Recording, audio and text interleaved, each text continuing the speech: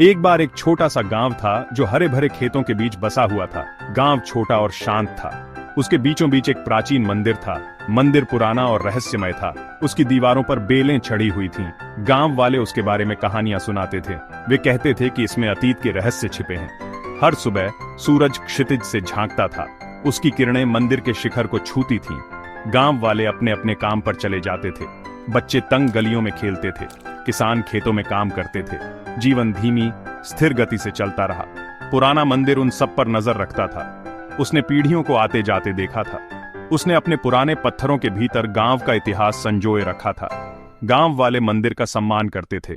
उनका मानना था कि यह उनकी रक्षा करता है। मंदिर में एक ज्ञानी साधु रहते थे। उनका नाम सदाशिव था। वह कई सालों से मंदिर में रह रहे थे। वह अपना दिन प्रार्थना और ध्यान में बिताते थे। गांव वाले उनकी सलाह लेते थे। वे अपनी परेशानियों और चिंताओं को लेकर उनके पास आते थे। सदाशिव धैर्य से सुनते थे। वह कम बोलते थे, लेकिन उनके शब्द ज्ञान से भरे होते थे। उन्होंने उन्हें शांति पाने में मदद की। सदाशिव ग्रामीणों के लिए सांत्वना और मार्गदर्शन का स्रोत थे।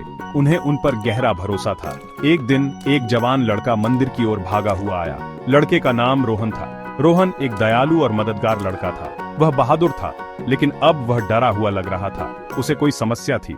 उसे साधु की मदद की जरूरत थी। रोहन ने साधु के सामने झुककर प्रणाम किया। वह डरा हुआ था। ज्ञानी सदाशिव, उसने कांपती आवाज में कहा, मुझे आपकी मदद चाहिए। रोहन हिचकिचाया। उसने घबराकर इधर उधर देखा। वहां एक भूत है। सदाशिव शांति से सुनते रहे। उन्होंने कोई आश्चर्य नहीं दिखाया। रोहन ने आगे कहा, हर रात मुझे उसकी आवाज सुनाई देती है। ये मेरे कान में फुसफुसाता है। मुझे नींद नहीं आती। मैं डरा हुआ हूं। सदाशिव ने रोहन को देखा। उन्होंने लड़के की आंखों में डर देखा। चिंता मत करो बच्चे, उन्होंने प्यार से कहा, एक रास्ता है। साधु मंदिर के अंदर चले गए। वह पानी से भरा एक छोटा तांबे का कटोरा लेकर लौटे। उसने पानी पर कुछ शब्दों का जाप किया। इसे पी लो, उन्होंने रोहन को निर्देश दिया। यह तुम्हें भूत को देखने और उससे बात करने देगा। रोहन झिझक रहा था, लेकिन उसे साधु पर भरोसा था।